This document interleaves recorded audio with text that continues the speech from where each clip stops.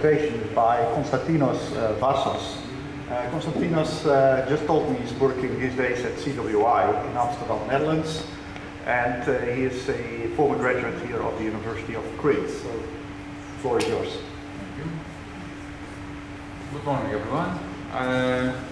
This is a follow-up presentation after Marina's talk, and talk about games with misinformed use. So let's see what these games are. Our setting is that of a multi-agent system, where a multi-agent system is a group of autonomous, intelligent individual participants, where they usually try to achieve a goal, to solve a problem, to tackle an issue, etc. There are a plethora of techniques. Some of them are centralized, some other are decentralized, and usually the designers and the agents and participants try to incorporate and utilize the information of the interaction for their own benefits, meaning that the participants have some incentives. We talk about information. In the realistic scenario, the information may have some subjective characteristics, meaning that the agents may receive what happening according to their own perceived perceptions. In case of the decentralized techniques and the agent-wise and incentivized interactions, we're in the realm of game theory. Now, some cases of subjective use can be triggered by malicious interventions, meaning fake news, deception, and fraud, from wrong beliefs, meaning cognitive limitations, environmental changes, meaning some changes in the environment that have not become in the knowledge of the players, also due to random or undeliberate mistakes, due to, for example, disconnections, communication jams, and noise, and also due to individual attitudes, meaning that some agents may be altruistic, others might be malicious or bad. Schematically, a game and interaction with subjective use depicted in this figure were given the real world interaction rules with this circle. We have two participants, Alice and Bob, but neither of them has a correct and a complete knowledge about the ongoing situation, meaning that Alice has her own perception about the game, and also Bob has his own perception about the situation. Here I will speak about two cases of misinformation and subjective interactions. One is in the case where the agent have different attitudes towards the interaction, and the second one is the cases where the agents have erroneous information about the ongoing game. In the first case, we are in the area of perception parameterized models, and the second one in the case of misinformation games. There's three major strands of questions that try to answer in these cases. The first one is how do we model the concept of subjective use? The second one is how decisive are the subjective use in terms of systems efficiency? And finally, how do we study the above two cases for different classes of games, where different classes of games mean different scenarios and situations? I will pass this example. Marina has already said a lot about the concepts and basic tools of game theory. Besides the Nash equilibrium solution concept that will be present in our analysis in the following slides, we also try to measure the performance of the system, meaning how efficient are the choices of the players, of the participants, compared to the optimal outcome of the system. Okay. Now, for the perception parameterized models, in real life, the agents have subjective attitudes, and of course, the outcome of the interaction heavily influenced by these attitudes. The motivation for this setting is that in classical game theory, agents in most of the cases considered as selfish. This is very restrictive because agents may have more characteristics. A second motivation is that the solution concepts are questionable, meaning that the Nash equilibrium even though it's universal and a very appealing concept, it's very difficult to be computed and also is intractable. So it's questionable the usefulness of this solution concept. Another motivation is that the inefficiency in the performance of the system, meaning that the agents, because they incentivize individually, may agglomerating the choices of its agent, then we have come up with an outcome that is not optimal from the perspective of the system. For the first one, we need to re-articulate and reconsider the case of the concept of utilities or payoffs. For the second one, it's useful to focus on the solution concept of mass equilibrium and derive either a refinement or a completely new outcome concept. And the last one, we measure the efficiency of the performance of the system in using the metric of price of anarchy. That I will discuss about this in the following slides.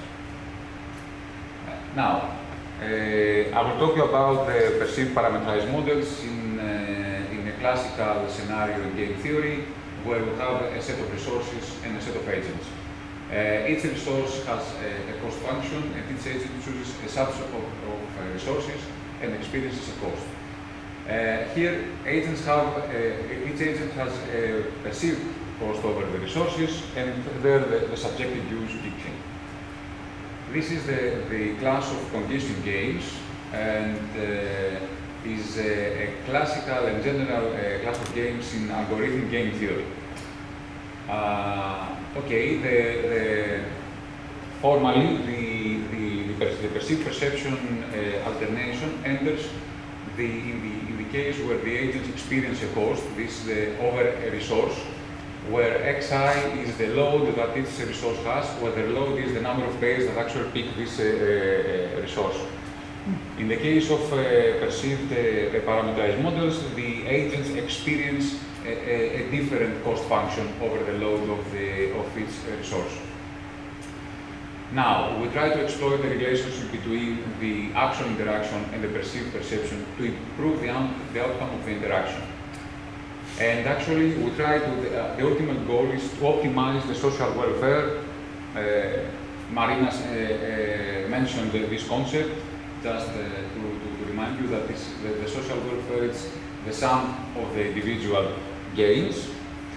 And there is a large stream of works about different attitudes in game theoretical concepts, meaning the utilization of altruism or the development of some player-specific behavior models, the presence of bias in the perception of the players, also some generalized way of congestion games, meaning that now the agents have a combination of different attitudes, and how this combination may influence the outcome of the interaction. And the approaches in all this stream of work is in this slide, meaning that given that we have a game with n players from set n, each player has their own choices with capital S and experiences a cost with capital C. Now we introduce the level of altruism, where it's a number between 0 and 1. When alpha is equal to 0, then the agents are selfish. When alpha equals to 1, the agents are altruistic. And now the cost that each agent experiences is that the combination of her own cost and the social cost with denoted by this function Sx. An extension of the altruism level is the perception parameters rho and sigma, where now the perception is actually how an agent perceives the cost that the function has. In all these cases, in both these cases, the goal is actually to find the link between the actual gain G and the perceived gain G star.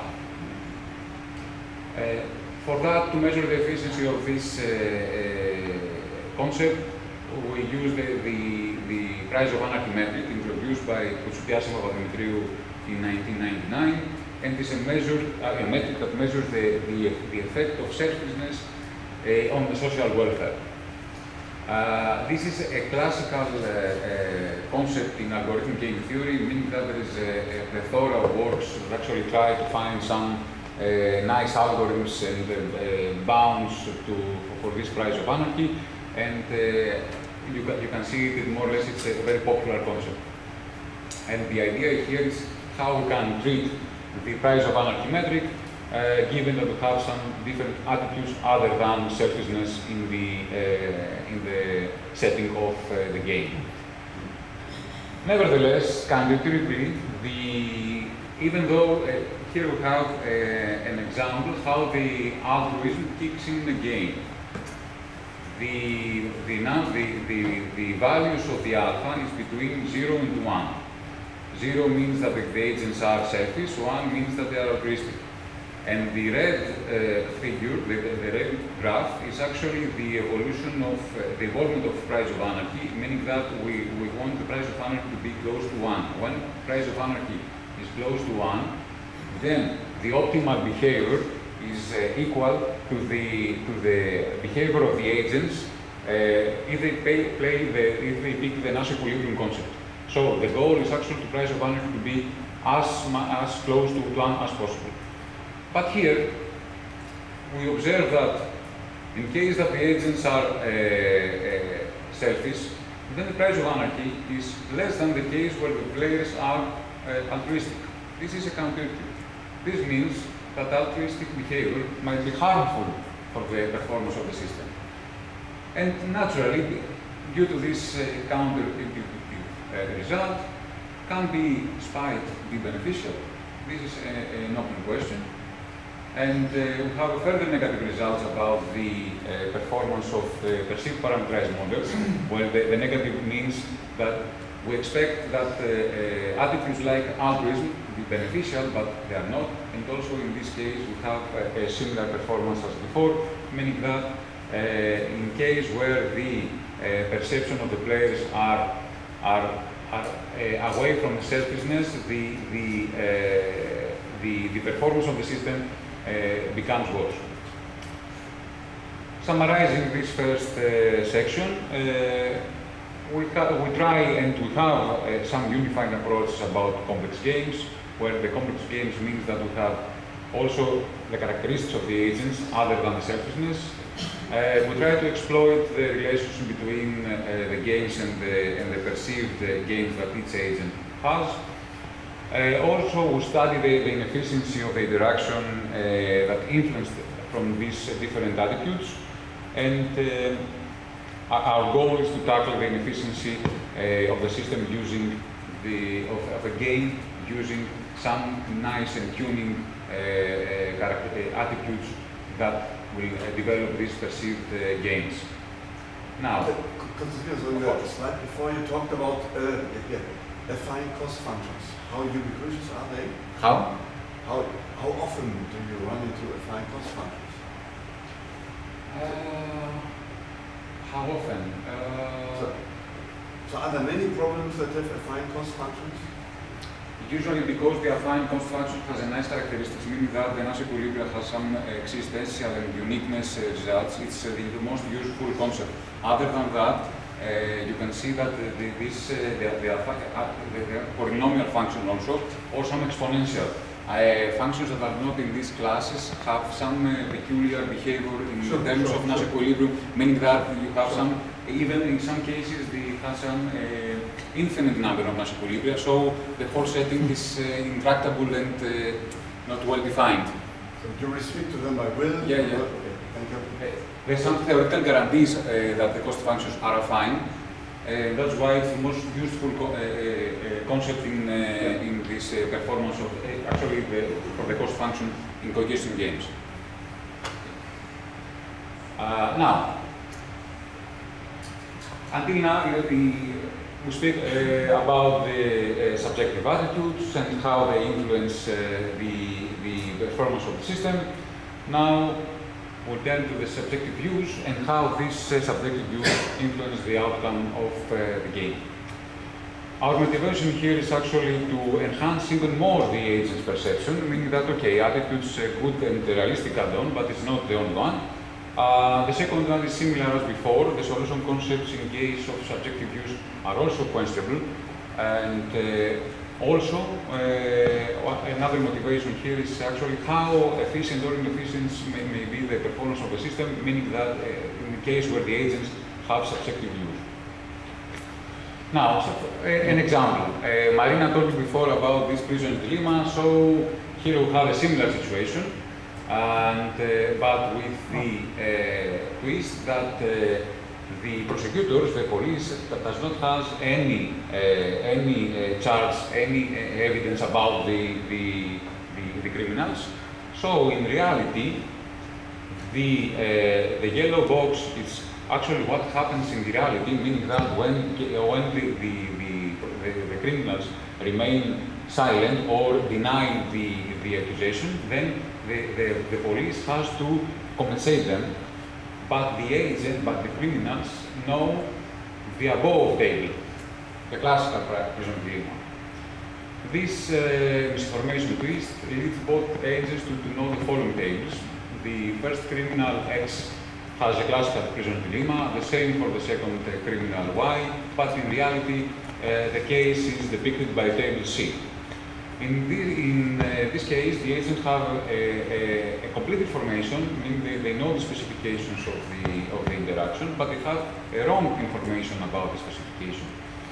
Schematically, this situation depicted by the figure in the bottom right corner.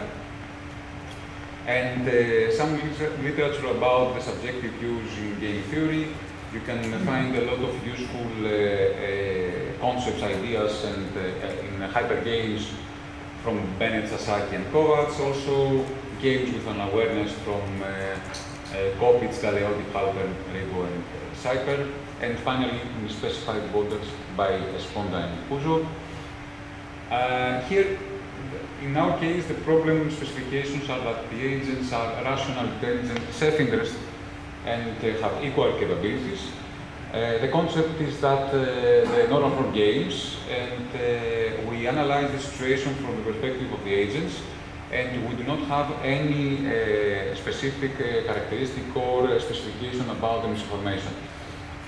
Initially, I will talk to you about one-shot static interactions, and later I will talk to you about in the case of iterative interactions.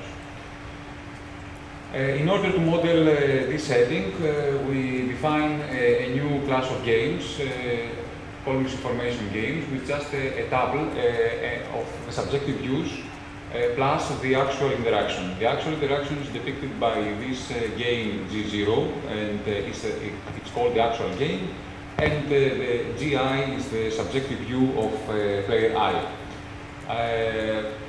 Thus, we have a special case that's called canonical misinformation games, where the misinformation is only on the payoff, on the values of the payoffs. And we have a new equilibrium concept called the natural misinformed equilibrium, which is the case where no player has incentives to deviate in her view. As an example, a very simplistic example, consider the case where we have two players R and C. Only R has misinformation, meaning that C knows the reality, the G0 game.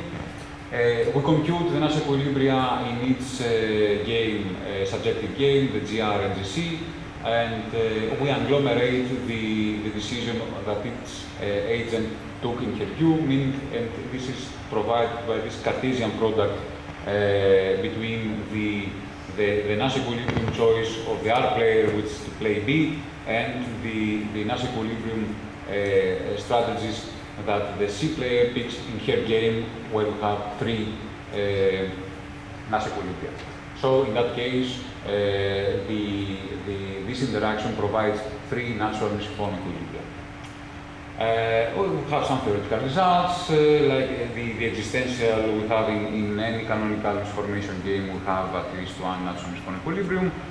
Because the computation of natural misinformed equilibrium is relied in the computation of Nash equilibrium, this inherit the complexity of the Nash equilibrium, which is in the p-pad complete class. Also, triggered by the price of anarchy metric, we define a similar metric that measures the effect of misinformation in the efficiency of a system. And actually, also here, we want ideally the price of misinformation metric to be as close as to 1. In that case, the misinformation actually leads the players to play the optimal choices in terms of the social welfare. Fortunately, we have some we link some links between the metrics of price of anarchy, price of misinformation, and actually we can derive some very useful and insightful results. Meaning, in the previous, in this example, the misinformation, the price of misinformation is less than the price of anarchy, meaning that in this simplistic example, the misinformation is beneficial than the selfishness of the agents. Now, in reality, the interactions are hardly ever one-shot, meaning that we need to recast all the previous cases and concepts in iterative interactions. Thus, the agent has to adapt and reconsider their views. For that, we have developed a procedure. When starting from an initial misinformation game, in each turn the agents pick a natural misinformed equilibrium, and then the environment, the actual game, provides to the agents the actual payoffs for this natural misinformed equilibrium, and then the agents update their views. This process is called adaptation procedure. The update is very simplistic, meaning that given the natural misinformed equilibrium sigma, we extract the position vectors, the position in the payoff matrices where this natural misinformed equilibrium, the support of this natural equilibrium, and after that we update the subjective payoffs, the payoffs in the subjective views, given the information from the environment.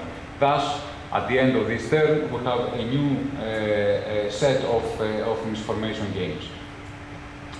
As an example of this concept, in each we have two players, that each player has her own subjective view.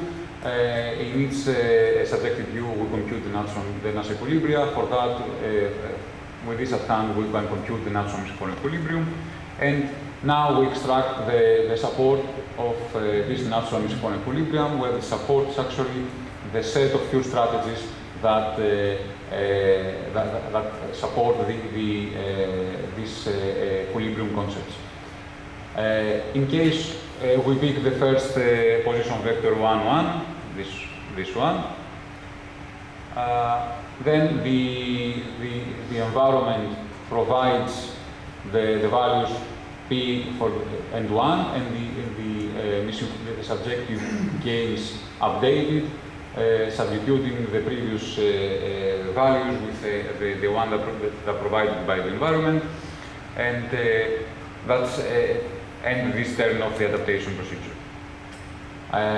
Formally, the adaptation procedure provided by this definition, and it's interesting that this process is not linear, meaning that it can be spawned as in 3 wires structure, and this procedure terminates in case where no new information obtained between 2 consecutive time steps, and also have some theoretical results, meaning that in case of finite misinformation games, the procedure terminates at finite number of steps. In case of infinite misinformation games, we have very simplistic examples where this cannot happen.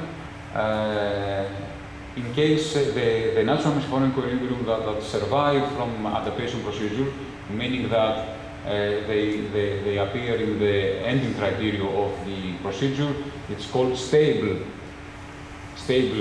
misinformed equilibrium, and every finite misinformation game has at least one stable misinformed equilibrium. The case of the concept of stability is that the natural misinformed equilibrium in general is not stable. So the stability is very useful. Continue the previous result. We update a second position vector in the using adaptation procedure, and now we have two natural misciform equilibria. The first one, the sigma 1 and the sigma 2, where the sigma 1 is stable, meaning that if we update the S1 position for both players, they do not alter their decision. On the contrary, in case of the sigma 2, then we alter the decision. So the sigma 1 is a stable misciform equilibrium. Summarizing this second section, with misconformation game, we propose a unified model richer than the perceived parameterized models for complex games. We study the inefficiency caused by misformation, and we analyze the interaction between the reality and the views of the agents. And the natural misciform equilibria and the stable misciform equilibria are more realistic solution concept than the classical Nash equilibrium and the variations of Nash equilibrium. Can I ask you a question? Of course. So, do you also empirically validate the models? Okay. Yeah. Okay. Some conclusion about this subjective use in games. In perceived parameterized models, an open problem now is how should we design utilities based on different attitudes? Can a combination of attitudes improve the performance of the system? In case of information games, how should we design subjective use to achieve optimal or near optimal performance? Also, in case of information games, what happens in cases where subjectivity has a structure?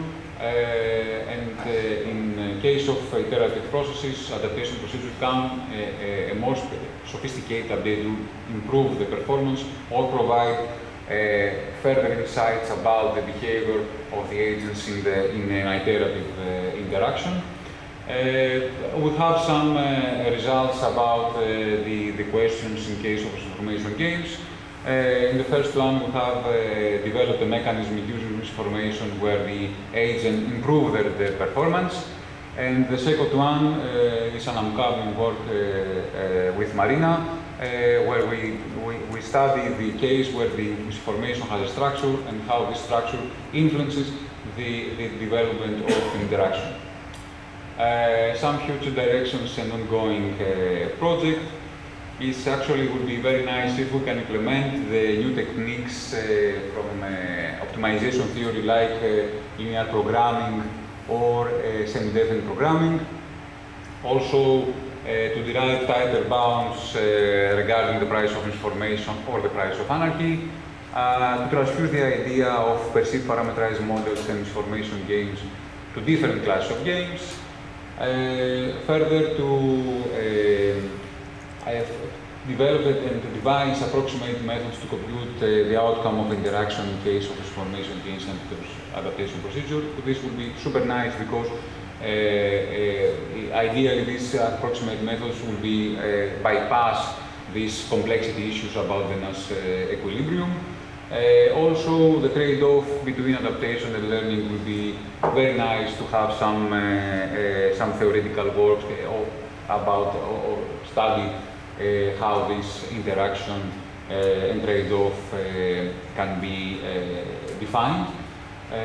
Also, because we speak about general models in complex games, we speak about attitude and misformation. The next level is actually to integrate epistemic theory, meaning that the belief hierarchy that the agent have about the interaction, meaning to plug in reasoning and knowledge representation techniques. We think that with this add-on, the whole theory will become even more realistic. And finally, how we can utilize the information structure of the interaction for all these three concepts of price, of perceived parameterized models, misformation games, and adaptation procedure. Finally, the perceived parameterized models and misformation games are more realistic. The subjectivity may improve the performance of a system. As interactions are hardly ever one-shot, the adaptation is desired. And some, let's say, negative messages that would have some counter results regarding attitudes that we expected to be beneficial, like the altruism and price of anarchy in perceived parameterized models. Also, in general, we experience a computational hardness in case of adaptation procedure, specifically in the computation of the equilibrium concepts. Thank you very much.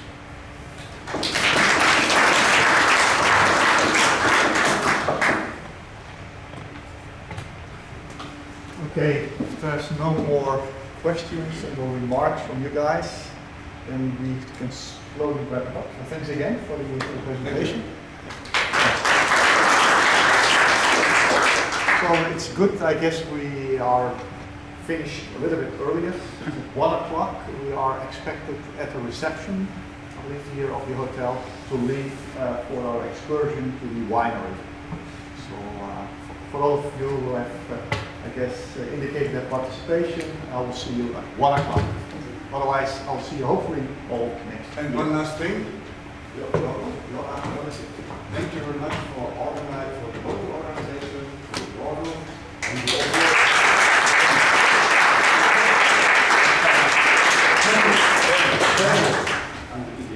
And for the overall organization,